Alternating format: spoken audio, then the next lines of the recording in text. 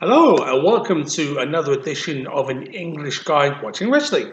I'm the English Guy, I'm Nick. Thank you so much for clicking on another video, I do appreciate it.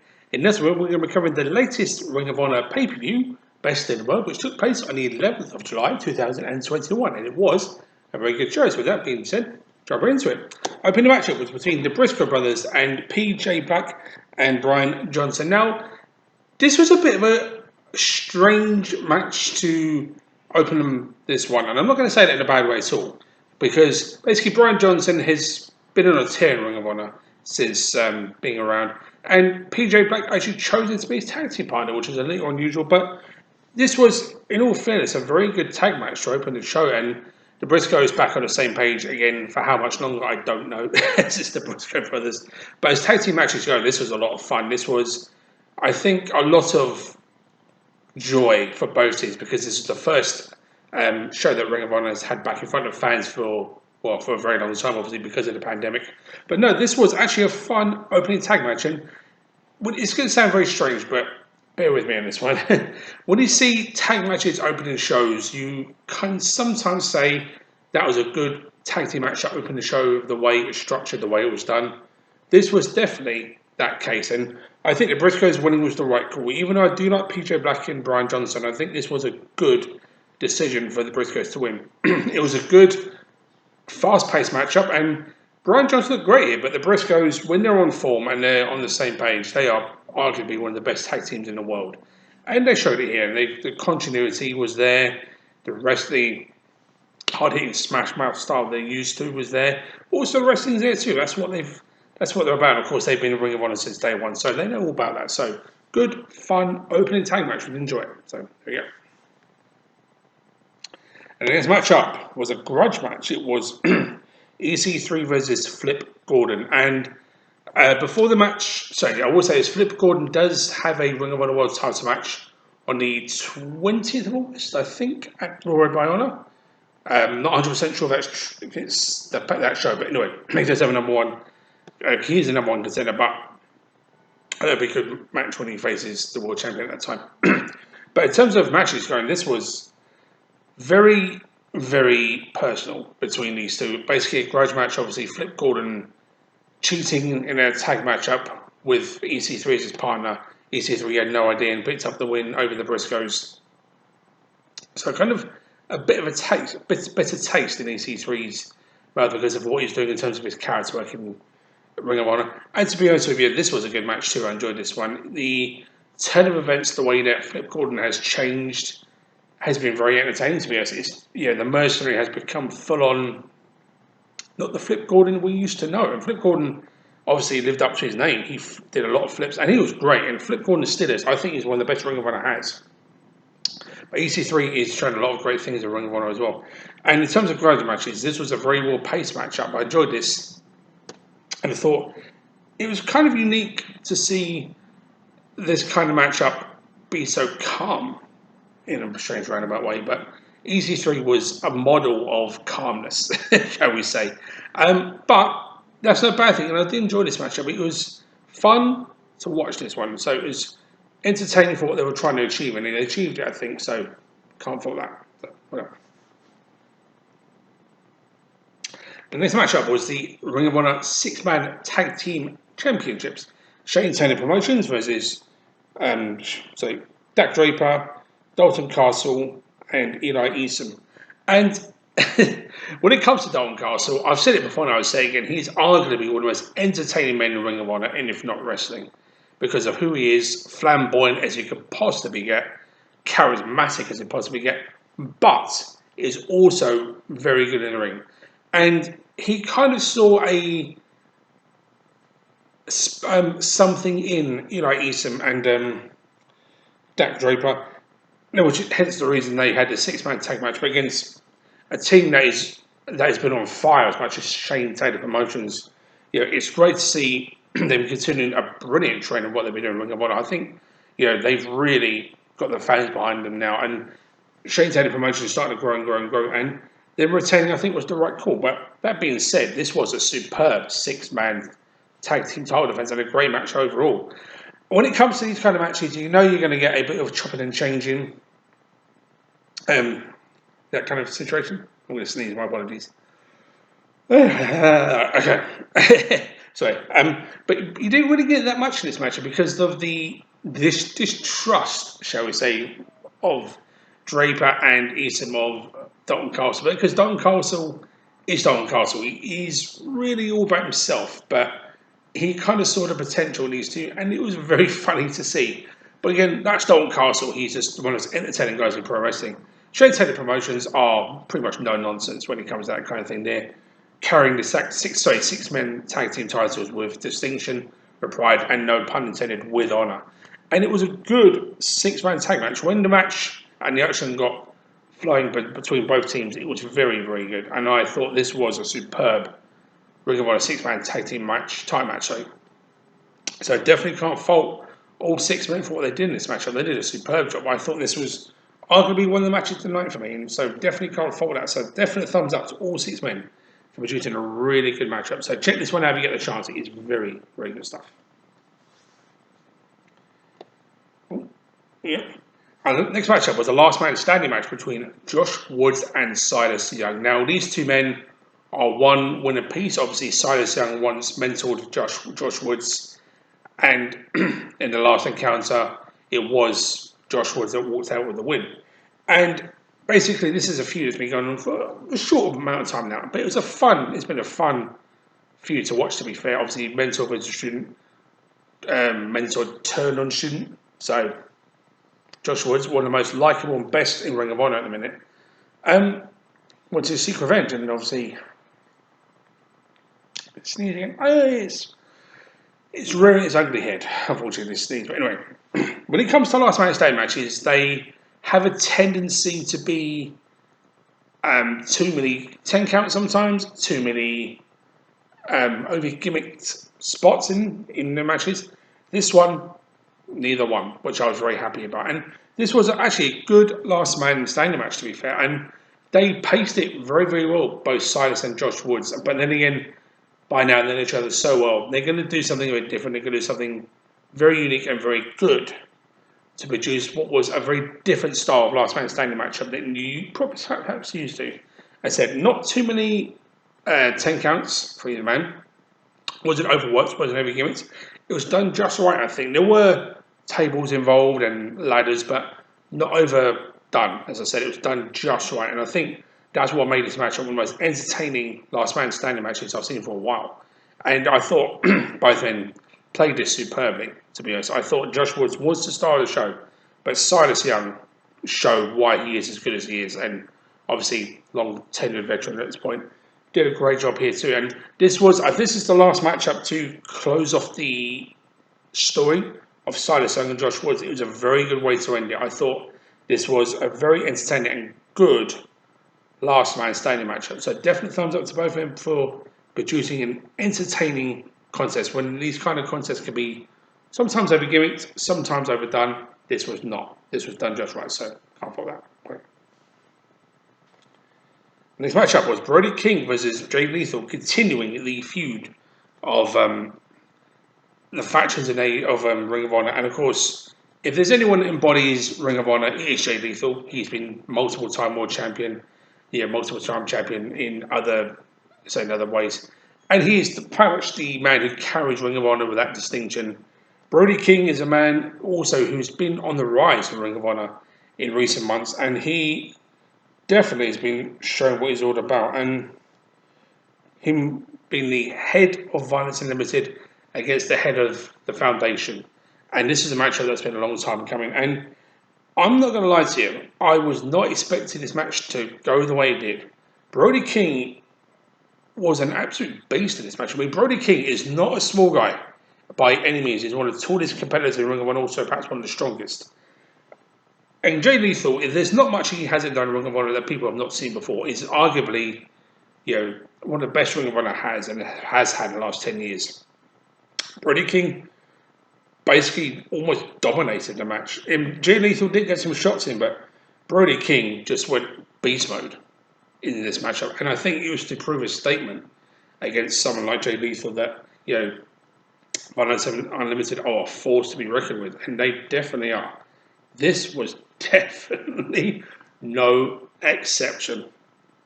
Brodie King basically destroyed Jay Lethal in this matchup and brutalised him, and in a way you've never seen Jay Lethal brutalised before, which led to Brodie King winning the matchup. And definitely a statement made, and something I did not expect at all. I was half expecting Jay Lethal to be the Jay Lethal that the fans know, to pull off against the odds as he has done in the past.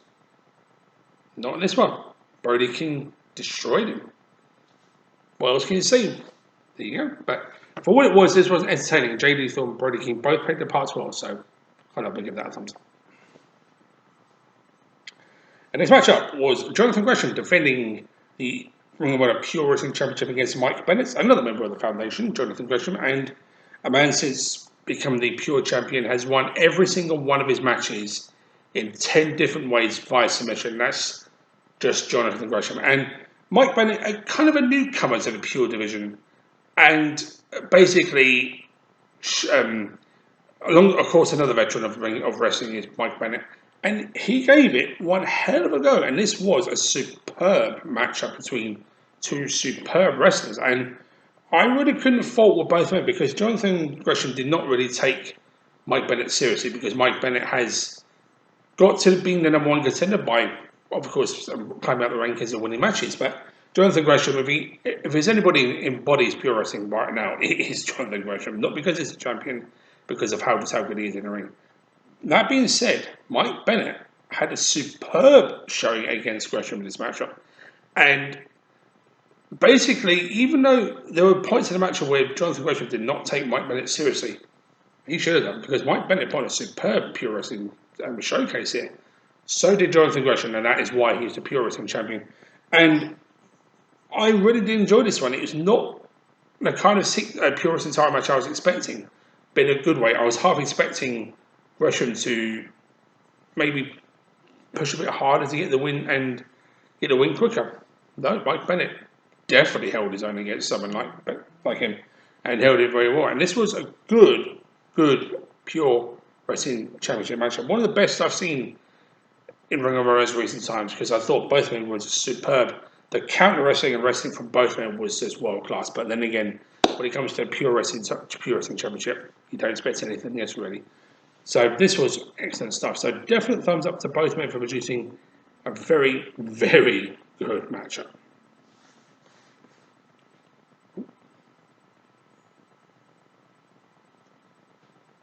Apologies, there we go.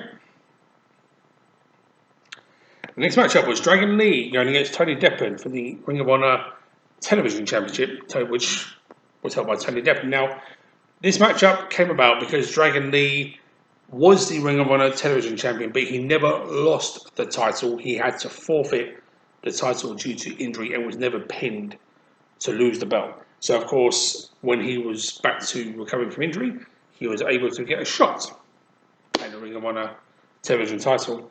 And he did. And this matchup was very, very good, to be fair. And Dragon Lee did win to retain the belt. And I'm kind of glad he did, because I think Dragon Lee's incredible. No other way to say it. Tony Deppen has been great since being Ring of Honor. He's not been there very long, but he's been showing his mettle and doing a very good job. But Dragon Lee showed why he is Dragon Lee, and arguably one of the most revered and best luchadors in the world. And it just shows what he's all about.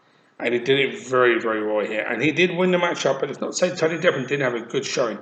This was a very fun, short matchup, but one that was worth watching. So definite thumbs up to both men for this one. So Dragon Lee winning was the right call. The next matchup was a Ring of Honor World Championship Tag Team title match. It was a fight without honor match. So basically, no rules involved at all. Violence Unlimited going against Jonathan Gresham and Rhett Titus for the belts. Now, usually Jonathan Gresham would not be one half of the Ring of Honor Tag Team Championships, but due to injury, he had to fill in to team with Rhett Titus. And this is after Jonathan Gresham went through a very hard and brutal Ring of Honor Pure title match earlier in the week, earlier in the pay-per-view. But he steps up to the plate, and Dickinson and Homicide actually upset them, I think. I was half expecting them not to win the titles, but they did. And they took the belts away from the Foundation. and I was honestly not expecting it.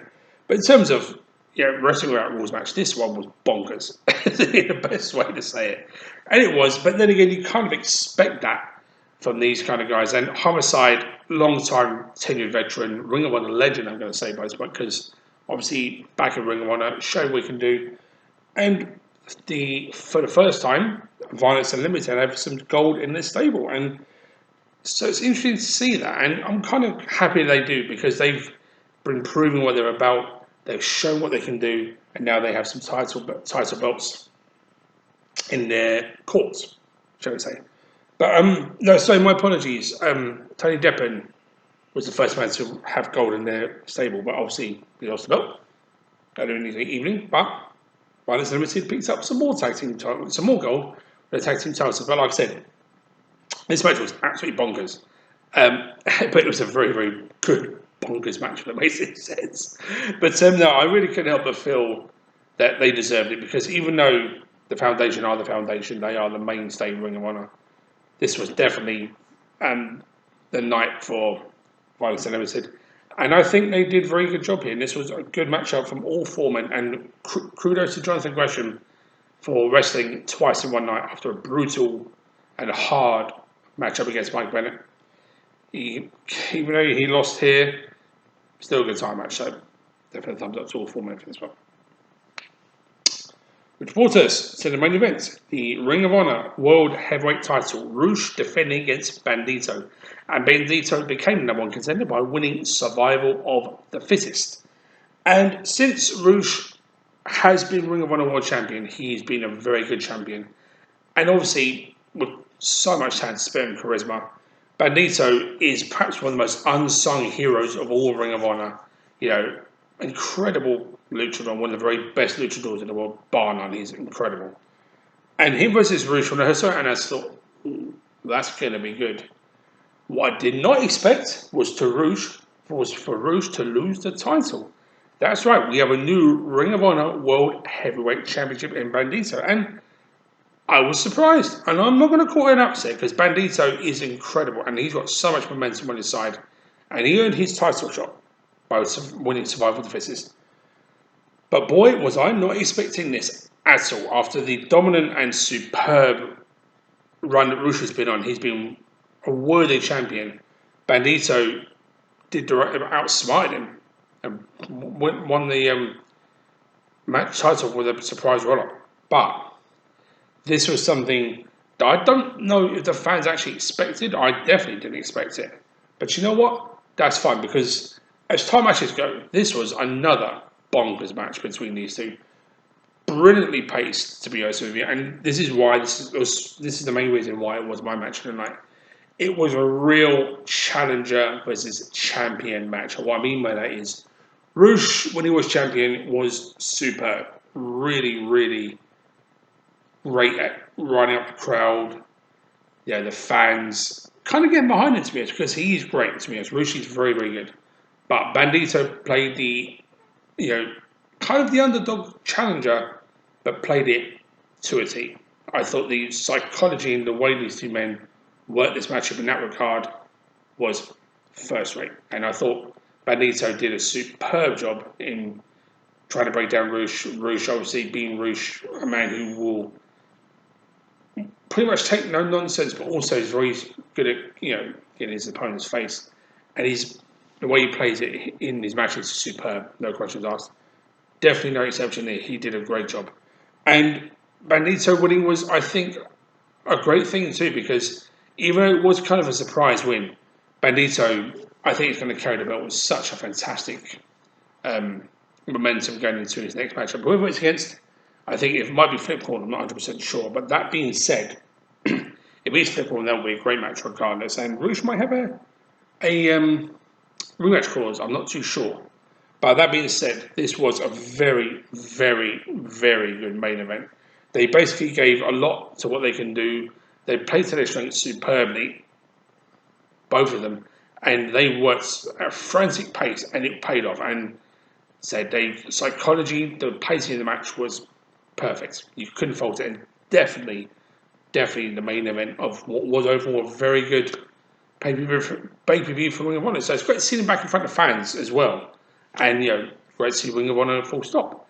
And on that positive note, I will end the review here. So thank you so much for watching. I will see everybody next time. Until next time, take care.